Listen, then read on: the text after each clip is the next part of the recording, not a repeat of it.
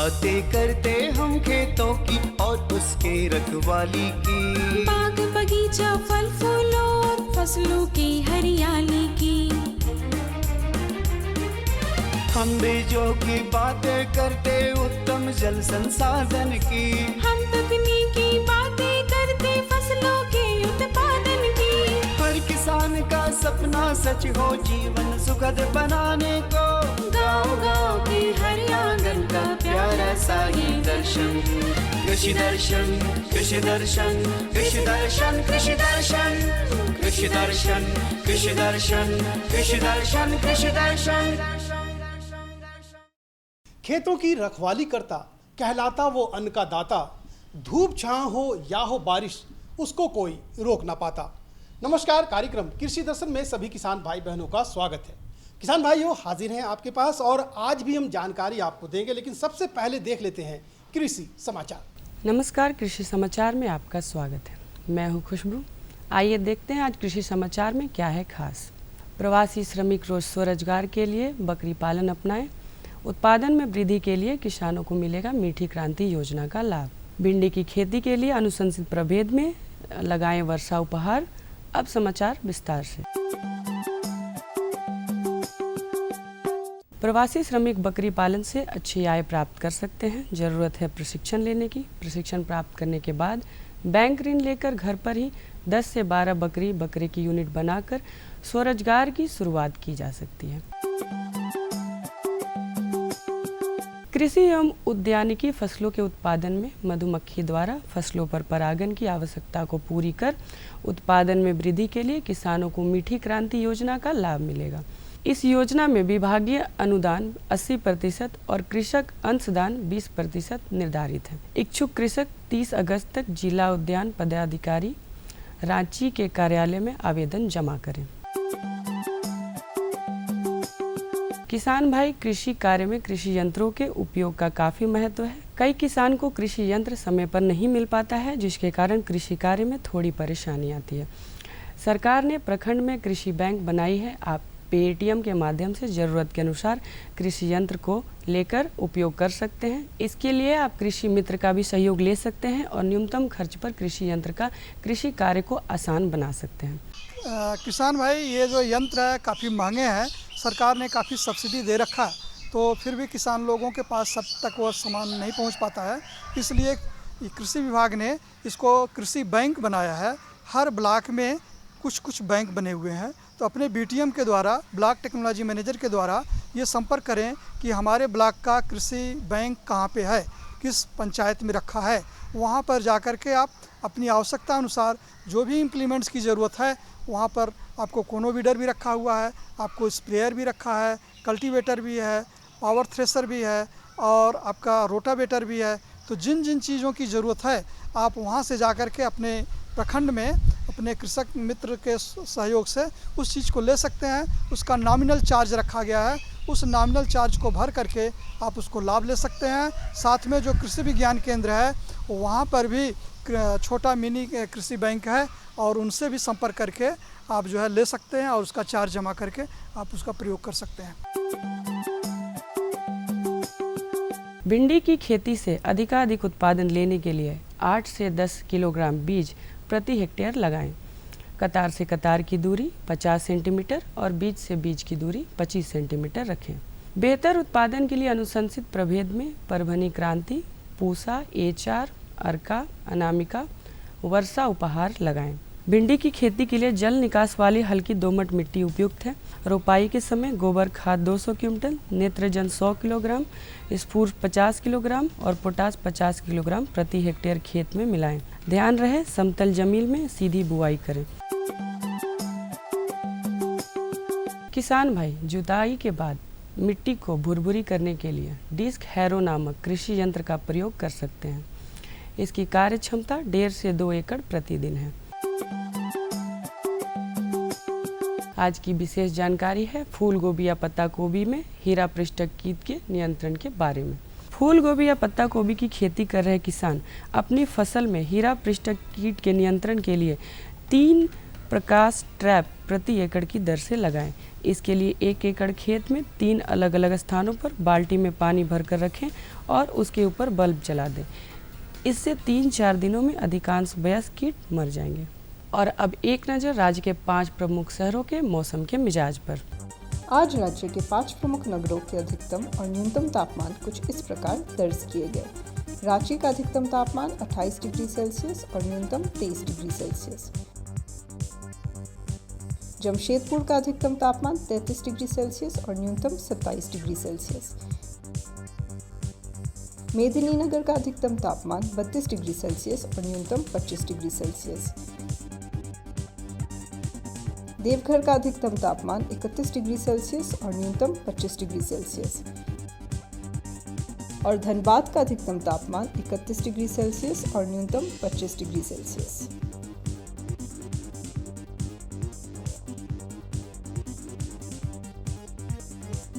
कृषि समाचार में आज इतना ही। अगले दिन अगले अंक में फिर मुलाकात होगी कुछ ताज़ा तरीन खबरों के साथ। तब तक के लिए दीजिए इजाज़त। नमस्कार, जोहार। आज सबसे पहली जानकारी हम देंगे बैगन फसल के बारे में। सभी किसान भाई बहन जो सब्जी की खेती करते हैं उनके खेत बैगन फसल से लहलहा रहे हैं, लेकिन कीट का प्रकोप भी है। तो चलिए, अगर कीट का प्रकोप है तो इससे डरना नहीं है, इसका इलाज करना है। और इलाज कैसे होता है, चलिए हमारे विशेषज्ञ के पास चलते हैं और सीधे लेते हैं ये जानकारी। बैंगन झारखंड की एक महत्वपूर्ण सब्जी फसल है। काफी मेहनत मशक्कत के बाद फसल उगाने के बावजूद फलों में छिद्र, आढ़ा टेढ़ा या सड़न होने के कारण बैंगन उत्पादक किसानों को अपनी फसल की उचित कीमत नहीं मिल पाती है। इसका मुख्य कारण है बैंगन की फसल में लगने वाले कीड़े। किसान भाइयों, बैंगन में जो है 5-6 कीट जो है प्रमुख रूप से लगता है और उससे ज़्यादा नुकसान होता है। पहला जो है एक fruit borer and suit borer, जो तना एवं फल छेदक कीट बोलते हैं, सबसे प्रमुख है।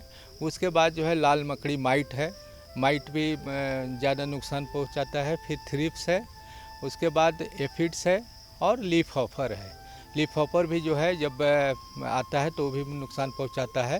तो सबका अलग अलग लक्षण है। थ्रिप्स कीट पत्ती के नीचे होता है। इस कीट के प्रकोप के कारण पत्तों का रंग प्रभावित होता है और पत्ती के नीचे चांदी जैसी चमक होती है। माइट भी पत्तियों के नीचे लगते हैं और पत्तियों के क्लोरोफिल को नष्ट कर देते हैं।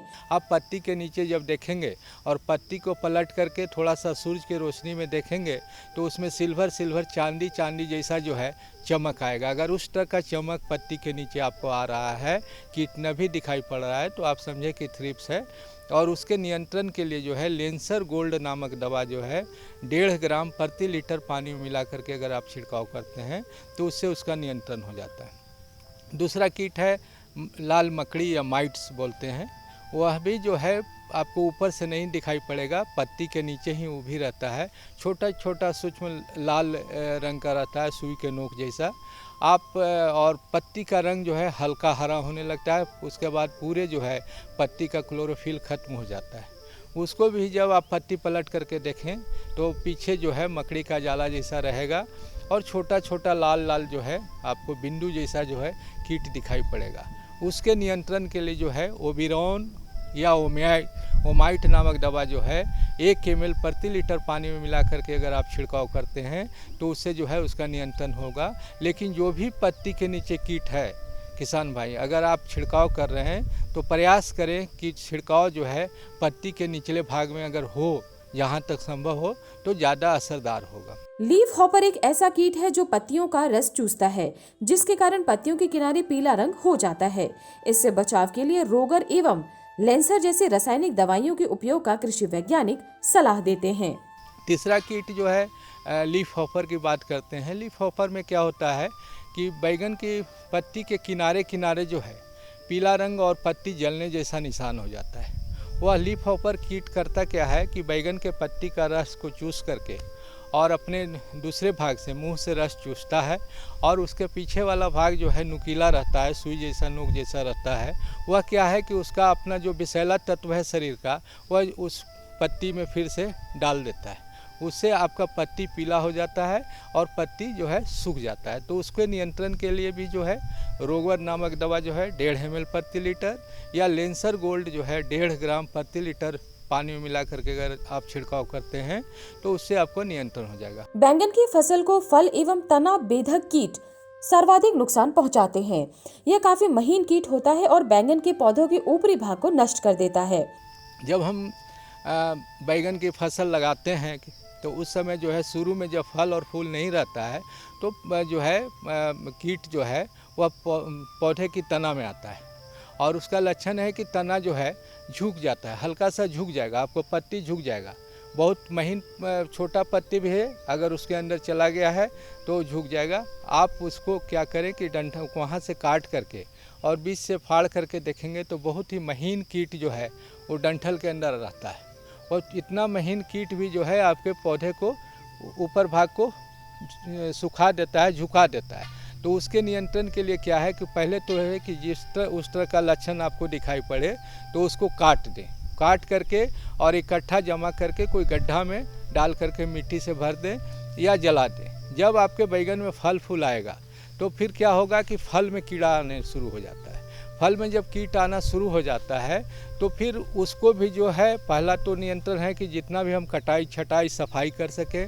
जो भी बैंगन खराब है, कनाइल बैंगन है जिसमें कीड़ा है, उसको जो है आप तोड़ करके और गड्ढा में डाल करके मिट्टी से भर दें या जला दें। दोनों में से जो आपको अच्छा लगे उसको करें। कीटों से बचाव के लिए किसान भाई जैविक कीटनाशकों का, खासकर नीम आधारित कीटनाशकों का उपयोग कर सकते हैं। जैसे कि जो नीम आधारित बाजार में दवा उपलब्ध हो उसको जो है आप छिड़काव करें, कटाई छटाई करें और पौधा को जब आप बिचड़ा तैयार कर रहे हैं तो उसको सुरक्षित जगह में जैसे मच्छरदानी में ढक करके या प्लास्टिक के घर में बिचड़ा उत्पादन करें, जिससे कि उस आसपास अगर बैंगन का कीट हो भी तो उसको जो है उसके संपर्क में नहीं आए, तो उससे जो है उसका नियंत्रण होगा। रासायनिक दवाओं का न्यूनतम प्रयोग करें। ज्यादा रासायनिक दवाइयों के प्रकोप से मिट्टी की उर्वरता, फसल की गुणवत्ता और मानव स्वास्थ्य पर प्रतिकूल असर पड़ रहा है। इससे बचाव के लिए पारंपरिक तरीकों का इस्तेमाल करें। किसान भाइयों, बैंगन का सबसे दुश्मन जो कीट है वह तना एवं फल छेदक है। आप प्रयास करें रासायनिक दवा का कम प्रयोग करें, क्योंकि कोई भी रासायनिक दवा जो है बैंगन के कीट में, फल में या डंठल में उसके अंदर जब घुस जाता है तो कोई भी रासायनिक दवा का कितना भी मात्रा में आप प्रयोग करेंगे तो उससे जो है आपका कीट नहीं मरेगा। उससे नुकसान क्या हो रहा है कि हमारा फसल का उपज कम हो रहा है, हमारा मिट्टी प्रदूषित हो रहा है और जो भी आदमी आपका बैंगन मतलब खा रहा है वो भी जो है बीमार हो रहा है। तो आप दवा का प्रयोग कम करें, जैविक दवा का प्रयोग ज़्यादा करें और साथ साथ जो है कटाई छटाई और जो और अन्य तरीके जैसे कि मक्का लगाने का, उस सब तरीक़ों पर अगर आप काम करेंगे तो उससे आपको जो है खेती में लागत भी कम होगा और उत्पादन ज़्यादा होगा। चूँकि तकरीबन पूरे साल राज्य में बैंगन की फसल उपजाई जाती है और इसकी मांग भी काफी है, ऐसे में इस फसल को कीटों से बचाकर किसान भाई ज्यादा से ज्यादा मुनाफा प्राप्त कर सकते हैं। झारखंड के परिवेश में किसान भाई बहन के पास में पशुधन भी है और अब बरसात का मौसम है और बरसात के मौसम में बहुत तरह की बीमारियां होती हैं इंसान के साथ साथ जानवरों में। तो वैसे किसान भाई बहन जो दुधारू पशुओं को रखे हुए हैं उनमें अभी तरह तरह की बीमारियां होंगी, तो इनका इलाज भी आपको पता होना चाहिए। तो चलिए अपने विशेषज्ञ के पास चलते हैं कि बरसात के मौसम में दुधारू पशुओं की देखभाल कैसे करें और इसका फायदा कैसे लें। बरसात का मौसम पशुपालकों के लिए बेहद चुनौतीपूर्ण होता है। ऐसे में दुधारू पशुओं के लिए आहार, आवास एवं स्वास्थ्य प्रबंधन की विशेष जरूरत होती है। बरसात के मौसम में दुधारू पशु के लिए आपको अलग सा उसका मैनेजमेंट करना चाहिए। देखभाल के लिए आपको अलग से तरीका अपनाना पड़ेगा। इसलिए दुधारू पशु अब बारिश में भीगेगा तो उसका तबीयत खराब हो सकता है। दूसरे, खान पान में आपको ध्यान देना पड़ेगा। उस टाइम में जो बाकी समय में खान पान होता है उससे अलग होना पड़ेगा। किस लिए? क्योंकि उस टाइम में बीमारी का खतरा ज़्यादा रहता है। पानी साफ़ सुथरा होना चाहिए। बरसात में पानी मिक्स हो जाता है और पानी जिसमें कीटाणु है, जीवाणु है, ये पानी अगर पिएगा गाय तो आपका गाय बीमार पड़ जाएगा। दुधारू पशुओं की दुग्ध उत्पादन क्षमता पर आवास की महत्वपूर्ण भूमिका होती है। आवास ऐसा हो जहां जल जमाव न हो और यह हवादार हो। तो किसान भाइयों, बरसात के मौसम में आप 3 चीज़ों में ध्यान देना पड़ेगा। इसका आवास का, दूसरा खान पान का, तीसरा बीमारी का। तो पहले शुरू करते हैं हम उसका आवास के लिए। बरसात के टाइम में आवास ऐसा होना चाहिए जिसमें ना तो पानी बरसे ना तो धूप ज़्यादा रहे। धूप ज़्यादा होगा तो गाय परेशान हो जाएगा, दूध में कमी आ जाएगा, आपका वो बीमार पड़ जाएगा गाय। दूसरी बात है, बरसात में अगर पानी गिरने लगेगा, कीचड़ जमा रहेगा गाय का घर, कि आप जहाँ गाय को बांध के रखेंगे वह कीचड़ जमा रहेगा तो गाय का बीमारी का खतरा हो सकता है। बरसात के मौसम में दुधारू पशुओं के स्वास्थ्य को खानपान सबसे ज्यादा प्रभावित करता है। पशुओं को पीने के लिए स्वच्छ पानी और ताज़ा भोजन दें। पहले तो बरसात में आप उसको अच्छा जो साफ सुथरा पानी है वो दीजिए। नलका का पानी ज़्यादा देने का कोशिश करिए। अगर कुएं से पानी दिया तो वो पानी में मिट्टी मिलावट नहीं होना चाहिए, मिट्टी बढ़िया होना चाहिए और मिट्टी जो पानी में रहेगा वो हमेशा नहीं होना चाहिए। तीसरी बात जो आपको करना पड़ेगा, खाना जब दीजिएगा, चारा जो दीजिएगा, बरसात के बहुत सारे चारा मिलता है। अगर गाय को छोड़ देंगे तो आप चारा जो अच्छा वाला है, कोई उसमें खराबी चारा ना रहे, वो भी आप ध्यान दीजिए। तीसरी बात है, आपको पुआल दीजिएगा तो पुआल सड़ा होना नहीं होना चाहिए। पुआल में आप देखिएगा बरसात में छतरा कहा जाता है, जिसको आप मोल्ड कहते हैं। तो छतरा ये मोल्ड आ गया तो उसमें क्या खतरा होगा, उसका शरीर में जहर फैल जाएगा। जहर फैल जाएगा तो उसका दूध में कमी आ जाएगा, गाय बीमार हो जाएगा। बरसात के मौसम में पशुओं में संक्रमण का भय बना रहता है। इस मौसम में FMD, BQ, इंसेप्टिसीमिया, थनैला जैसी बीमारियों का संक्रमण हो सकता है। इसके अतिरिक्त कहीं पर फटने या चोटिल होने पर मक्खियों के कारण घाव बढ़ सकता है।